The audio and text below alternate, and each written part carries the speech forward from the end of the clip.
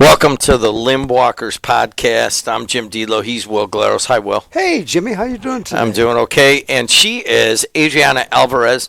She is a 21-year-old Purdue Northwest student, and she has taken it and run with it. It is her podcast network that we are on. She runs it. She markets it. She produces it. It's all Adriana, and we're just kind of like bit players in this thing. If you want your own podcast, go to Adriana, 2 N's, at WJOB1230.com, and you can be part of the 15 podcasts. Is that right? Is it 12 or 15, or how many you got? 16.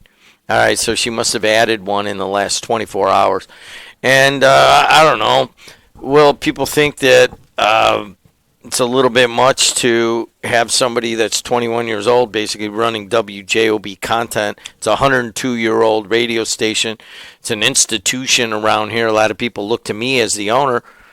But I tell them, if you got a problem, you got to call her. That's smart. Pass off the responsibility to those you're putting in charge. They're the ones that are making the decisions. And so it's kind of weird, oddly ironic, in that I was brought in here as a 22-year-old buck and worked for Julian Colby, and he just shared everything with me, and I thought it was overkill, and all of a sudden here I am. It says very difficult times here politically and emotionally in America and media-wise, and I find myself drawing on the many times he brought me in his office and just started smoking a cigar and tell me how life was. So are you doing the same thing? I try not to be as, I guess kind of whimsical about it and trying to hear myself talk about how, a lot of times he would start talking and just keep going. And now I would, and pull that mic up just to you a little bit. And then now I wish he was still alive so I could ask him a question. You know what I mean? And so there's a little bit of incomplete knowledge there, and I got to fill it in myself. But, I think he realized that there was somebody who loved the craft and the business, and I think the same thing about Adriana there. That is the first compliment I've ever given her, and I think that she's going to cut that out. I'm glad I'm part of it. Woohoo! Thank you. I appreciate it. Well, guess what? Our program next week is going to be specifically focused on Adriana, and who's our other guest? Me and Matt are going to come on the podcast. They're going to come on the podcast, and we're going to talk about young Limbwalkers and what they're facing out there and where their future takes them. DJ Matt is also involved with, it's basically 2 PNW students that are running a 102-year-old radio station. That's great. Because I'm over here working on sports and that kind of thing. We built a whole sports network. If you're listening to this podcast, we're recording it on the campus of Purdue Northwest. And we just try everything, and we have all the tech available that we want. We stumbled on a sports network that is just going on fire. And our traditional radio station is pivoting to a podcast network. So I'm just I'm going to get out of here doing this podcast. It's beautiful out. Here we are recording in September. Used to call it Indian summer. You don't really call it that anymore. But it has just been amazing. And I want to get out to the golf course as soon as I can possibly get there. With your 2 sticks. Yes, with one stick, 2 balls. That is Jed Golf, and I told you Pete Corellis is in on it, and I'm losing I'm gaining momentum. And what you do is instead of going out and playing for 5 hours with your buddy and getting all drunk and then making you're the man, all that kind of stuff, you just take one club, usually a 7-iron. You take 2 balls. That's all you get. If you lose them, you got to walk back to the clubhouse. And you play the course. There's all sorts of rules associated with Jed Golf, but you're done with 9 holes in about 50 minutes. And if you live close, I live 7 minutes away. I will leave and be home 1 hour and 2 minutes later. For 9 holes. Yeah, just get out. I walk to the tee and I play. There's nobody on the course because it's either late or it's bad weather. I got to tell you something. I sit here with you. I'm amazed every time we are on the air. Because first of all, you're talking about the risky life you lived right out of college into the market and all that stuff, and the risks you took and going broke and making it. And it always makes me, I've never been that risk-oriented where I was willing to take those large risks. But that's what makes this podcast work. We have two sides. You're exactly right. And I'll tell you what, I mean, I see you doing that. Then I see you coming here and offering to buy this station, a legend in the region. And then you have the guts to put your trust in a 21-year-old young lady graduating from Purdue and the rest of the team that is part of this, and you're willing to trust in their abilities to make it happen when most people would sit back and go, oh, no, I want all these experienced people in here. It's their enthusiasm based on your risk-taking that's going to make this a success. It already is, but even bigger. Well, I appreciate that, and thank you. But first of all, what happens is as soon as they get really good, Chicago takes them, and we've lost people to the Big Ten Network. We lost people to the Barstool. Adriana's already interning at a Chicago media that recognizes her talents and is on the air in Chicago at 21 years old. So, I mean, this is easy when they come this talented and this respectful of the craft. But a main thing about that is we're recording this podcast on the campus. Students walking in, students right there, Jaime, and Jaime's a student, right? And he's just all in on marketing. That's all he thinks about. It's all he does. Well, come here. We'll give you a job, and it's easy to find. And we're picking the top people. And I know some of the professors over there say, "Hey, man, all right, well, you need to get this guy. If he's good, bring him over. Or she's good, bring her over." And that it's what's coming. And what is, a lot of people bemoan the youngest, the young generation. Like, I'll give you an example. Union leaders a lot are like, well, hey, young guys going into the field. We have 7 different unions here, and so I talk to all of them. And I'm like, what is it? Well, the young guys don't get it. They don't get it. And I'm like, I'm going to tell you that I'm looking at it the other way. Part of it is they're not getting it because you're not setting up the kind of not internships. I mean, they go to apprenticeship school and they're supposed to learn it that way. But you got to get in their heads, too. Yeah. It's not just how do you turn a pipe wrench or, how do you operate a bulldozer or how do you run a jackhammer. That's not how this is. What it is how do you conduct yourself in building the biggest projects there are here in Northwest Indiana, and these are some of the biggest things in the world. One of the largest steel mills in the world, and one of the largest refineries. That's a matter of, I think, those people in leadership knowing that they have to change their educational direction in order to impact those kids, to get them excited about what they're doing and about where they want to go. I mean, the trades have made the region. They have. And they're having a huge golf outing that I'm probably going to go to right after this. They are. Well, that's what you were talking about, getting out of here and being on the. Yeah, well, I'm one not club playing. You got the whole. Well, club. I'll probably just, they set me up on a par 3, and they say, all right, if just anybody comes through, they can use your shot. You know what I mean? And then I get to meet everybody coming through, and it's nice. A lot of fun. Yeah. But you're right about the trades have made this an excellent place to do big business, but you have to replenish the trades. It's like anything else, and the way you do that is you have to be flexible enough to be able to know you've got to change. What you're trying to do is build a tradesman that's going to be a craftsman long term, and they're going to be expected to put up. Oh, I did it again.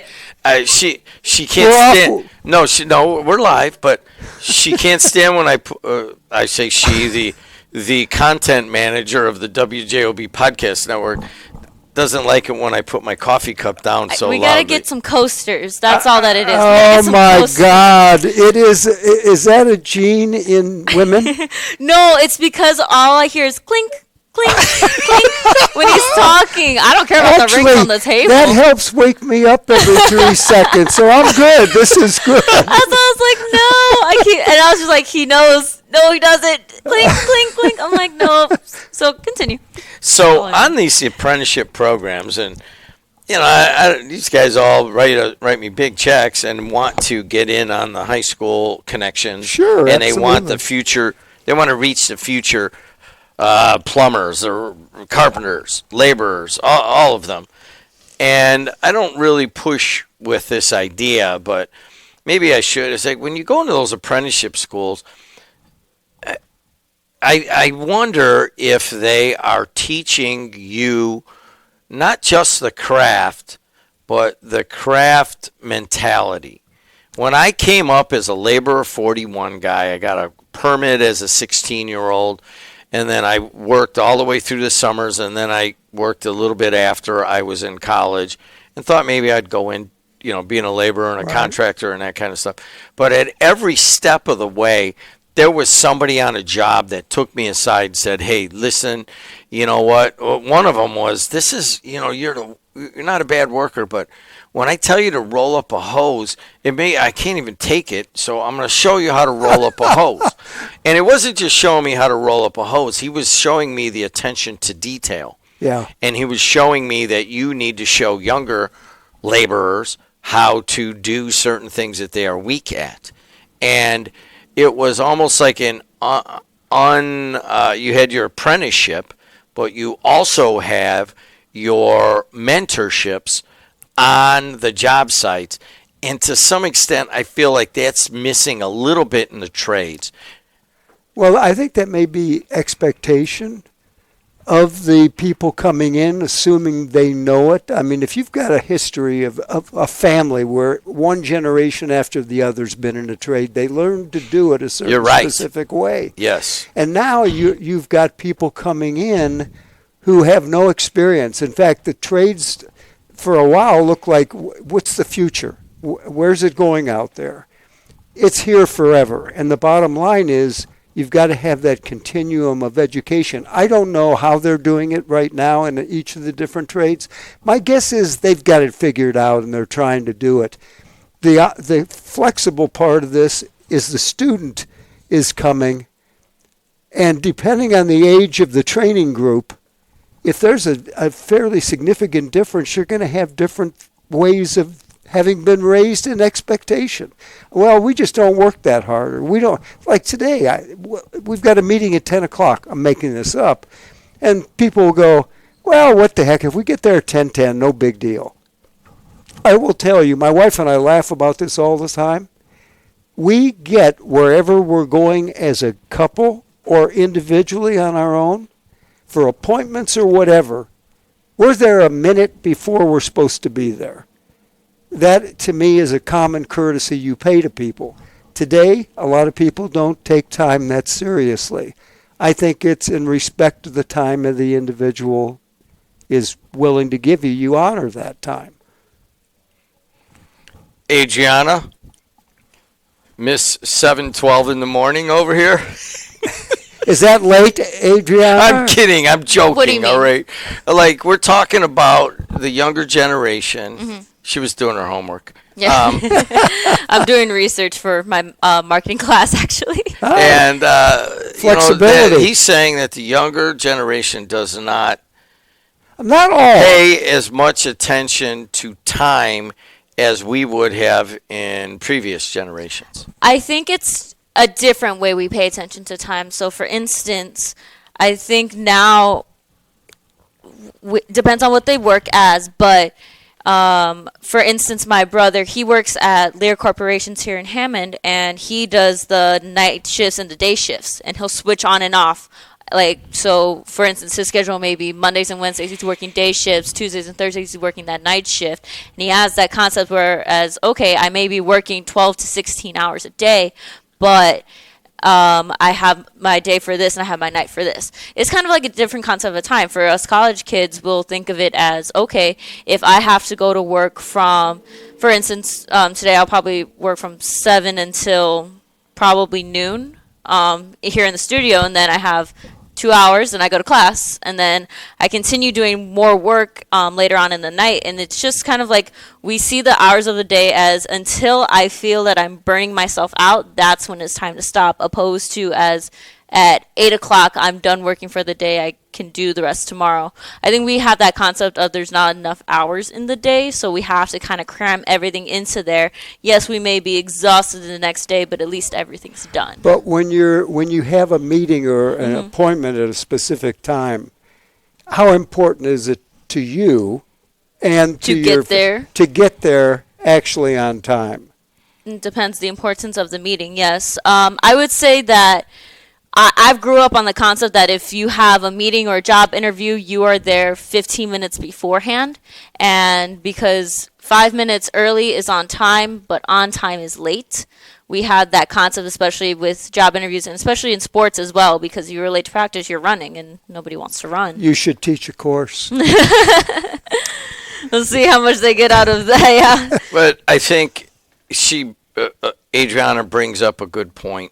Yeah. And I hadn't really thought about this, in that, like, here we are more project-based, and I can't watch every one of these and tell them hours. That's true. And it's all and Adriana, I'm texting her, and I'm like, hey, what about this? So she goes on, and on times that she wouldn't really be on the clock, right, and she would have to adjust the calendar or adjust edit some podcasts. Now, certainly, they're to charge the hours here, but the hours are not as structured, and perhaps that's really part of how people work now. Yeah. Here at WJOB, you used to have to come in and punch that clock. You didn't do anything before, and you didn't do anything after you punched that clock out. It's interesting because he gets emails on Dropbox if somebody moves around a lot of stuff. Yeah. For some reason, I don't know why it gives the emails, but he realizes that I'm doing work like later on in the nighttime. And I know you told me, you're like, what are you doing awake at 2:30 in the morning? I'm like, I'm just editing. Like, I got time to do it. I don't got to be up early till next morning. Let me edit. I agree with you 100%. Yeah. It is a different work world, and you work in a different environment within that world. It isn't quite as structured. My business for my entire life was all structured on appointments, being there on time. If you weren't there on time, sometimes you never got to see the guy you were trying to meet for the first time to do business with. So promptness was important. But I understand when you're in an environment like this, which is project-oriented, and with a timeline that you want to get it done, you've got some flexibility within there to do it, because you're not really taking somebody's time specifically with a specific meeting that they now go, what the hell, you never showed up. I could have used that more effectively. So I think understanding the workplace is important in that state. Well, I think also there's a secondary part to what I was talking about, the trades, and that is, look how quietly I'm putting that down. Good job. Did you see that? Well, I think that, like in the trades, that it was kind of an informal mentorship. And like I would go over here and it would be raining in February, and I'd go sit on the bench at the laborers hall, and they didn't have any work for me. So I would do what everybody else did. After waiting about 2 hours, I would go and hit all the bars.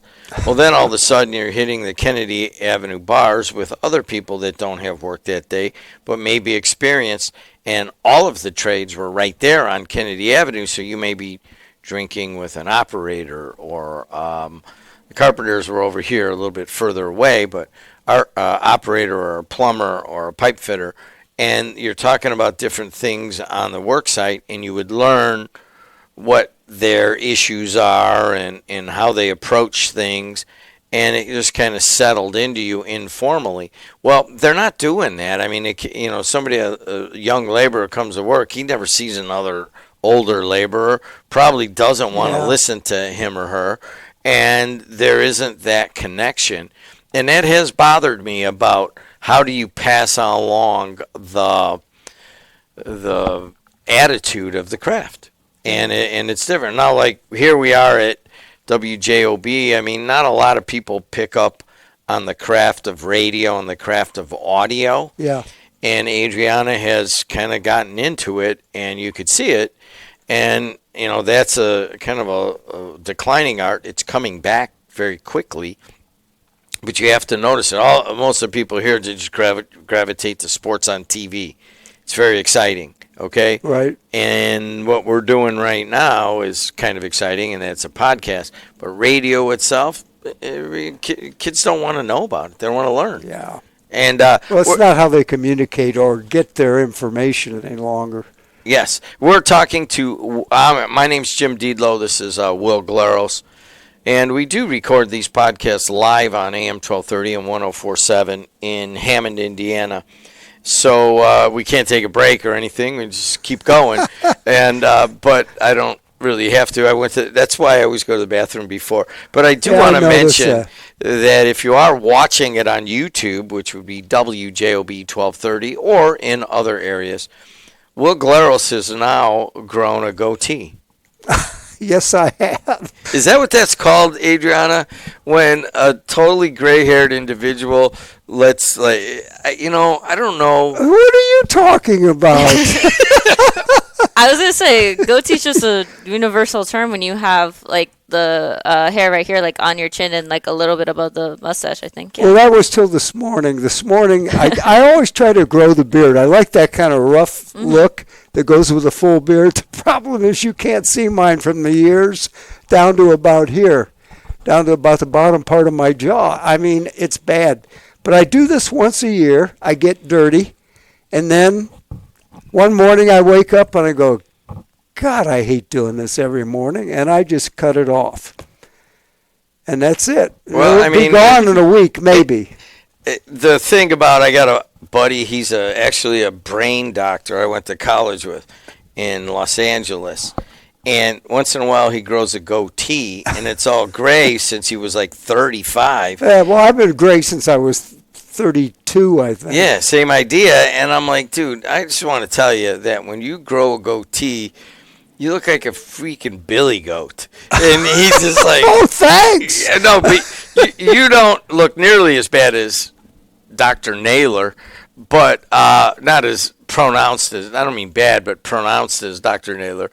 But it's certainly a, now mine's kind of you've got that dark, that I got a little bit of dark. You got a sub mustache. You got one over your lip and one under your bottom lip. Yeah, and my granddaughter's like, Gampy, why is your beard all white? Because it's changed so much in the last 2 years. I go, well, that's because I got to chase grandkids, and it's taking it out of me. But remember, the purpose of the podcast here is that there's a limb on a tree, and it's right behind us if you're watching us, and you could see it. Will Glaros is standing out on that limb. Ostensibly, the podcast is about risk. It is about risk, but it's life study is what it is, because yes, we all start out as basic little babies, and we grow and we're filled with information and sometimes scared to death with information, and we go to a point where we're using, I always like to use the analogy of we're at the base of the tree, and if we want to experience more out of life, you have to walk out on the limbs of that tree and take a little bit of risk, or you'll never taste the fruit that's sitting out there.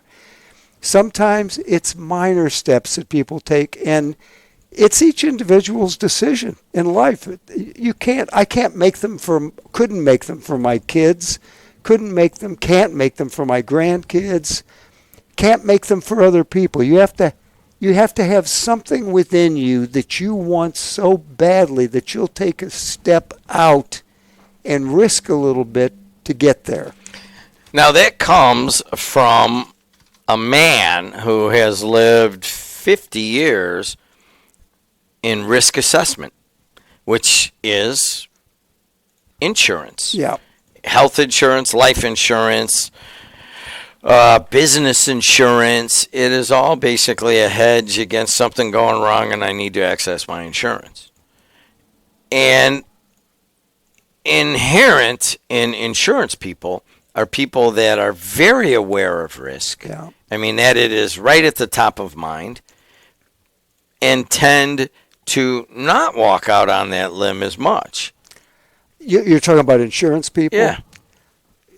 Honestly, I've never looked and studied at that. It's each individual. It just depends. I think for you to make that move out on that limb, you've got to see something you want. You've got to see that piece of fruit that means something to you.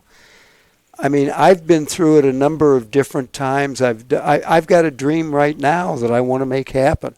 And that is, and I've shared it before with you, and that is that we've got this country full of young adults who are facing some of the most incredible mental health challenges that exist.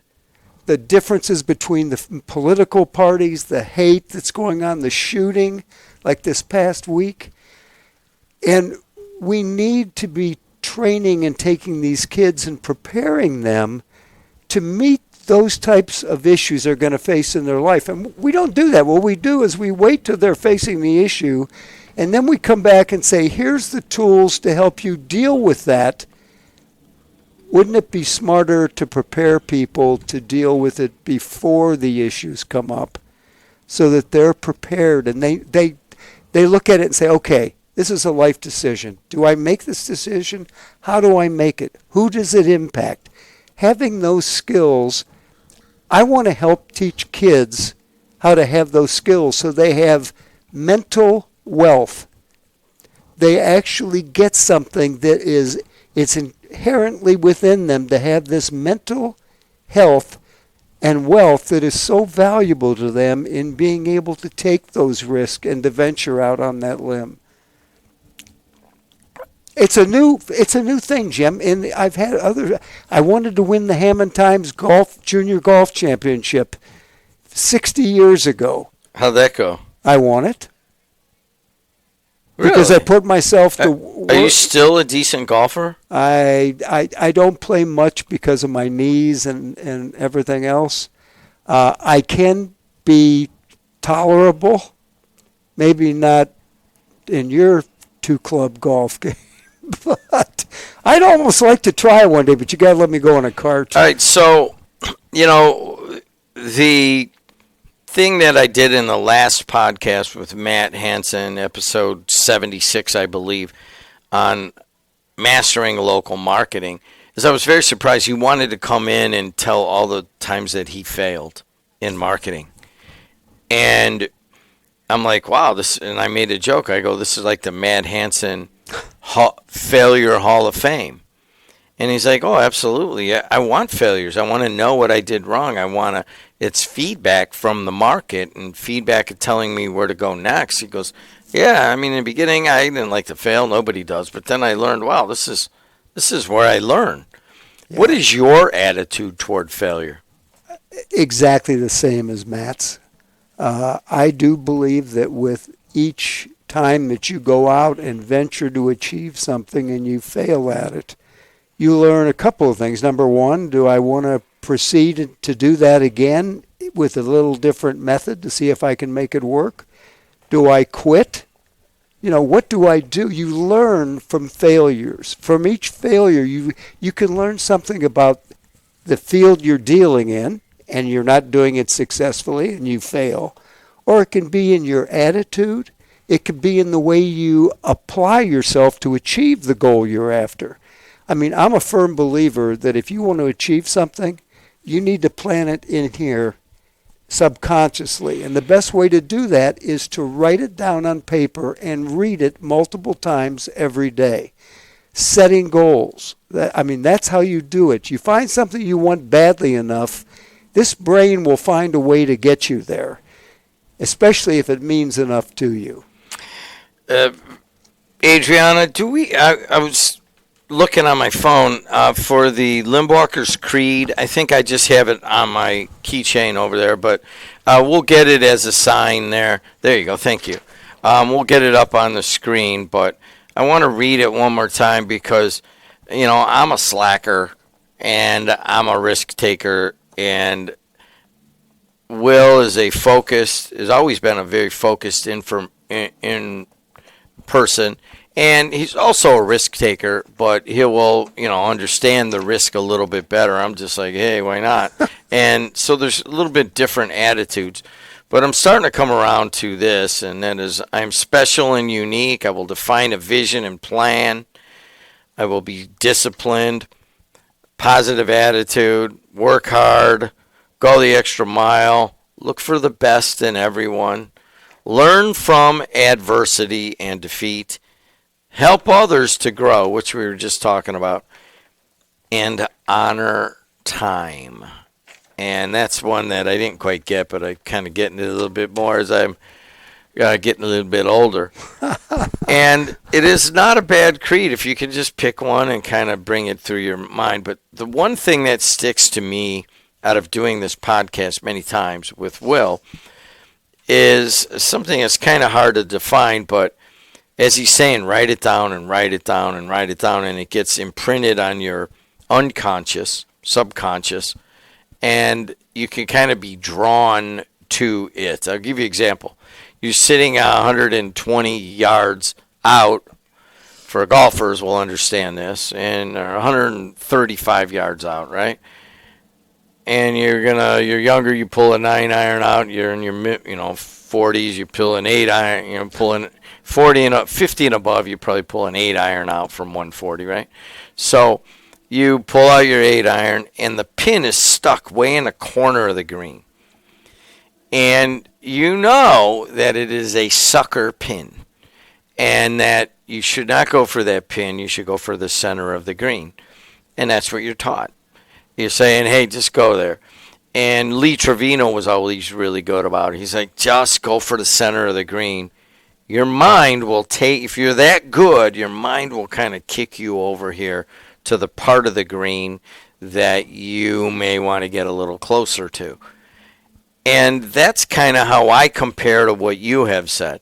It's like if you really concentrate on focusing on some goals and vision, and you make them specific enough to write them down, that you may just find yourself subconsciously drawing toward them. I did not get that until we started doing this podcast. Well, I'm glad. It is a matter of seeing what you want. That perception, it works through, goes to your subconscious. When it gets to your subconscious, it develops a purpose. There's a reason you want it to happen. And then you begin to follow the path to make that purpose occur. I've shared with you a number of times when I brought Zig Ziglar here years ago and filled the Omni Sports Complex with 1,800 people. It started 3 or 4 years before the date we had him, having been at a seminar of his and sitting down with another gentleman and saying, I want to bring Zig Ziglar to the region. It took 4 years to make it happen, but I never lost sight of it. And guess what happened every Friday? Friday was Dream Day. That's when I would rewrite my list of dreams and goals I wanted to achieve every Friday. And every Friday I'd write, I want to bring Zig Ziglar to the region. And ultimately, after that period in time, it happened. Didn't matter. We made a little bit of money on doing that. We were lucky they approved us to do it because they normally only work through seminar groups. But it was a goal. I wouldn't take no for an answer, and I kept going back with alternatives.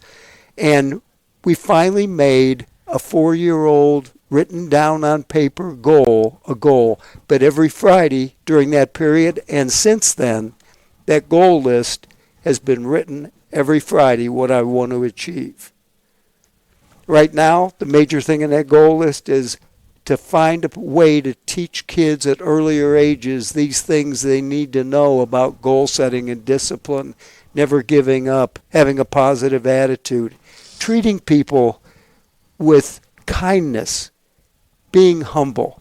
These are skills that if they learn those things, these catastrophic and less catastrophic events that are happening today, you're going to make it through because there's another side to it. And you can survive it. He's Will Glaros. This is the Limbwalkers podcast, LIMB Walkers. And please like it on wherever you're getting your podcast, on Apple, Spotify. You can also watch us on YouTube. Just type in WJOB 1230 or type in Limbwalkers. Anything to add to that, Adriana? Nope, just you can get it wherever you get your podcasts, and we are also live on YouTube. All of the streams go straight to our YouTube Live, so if you have trouble finding it, just click that YouTube Live and you'll find all of those, as well as it is under the Limbwalkers podcast folder. All right, thanks a lot, Will. Thank you, Jimmy. Good event, and next week we're going to have Adriana on our program. Yes, I am super, super excited. She's Adriana Alvarez. He's Will Glaros. I'm Jim Diedlow. Thanks for listening. Till next time, see you later.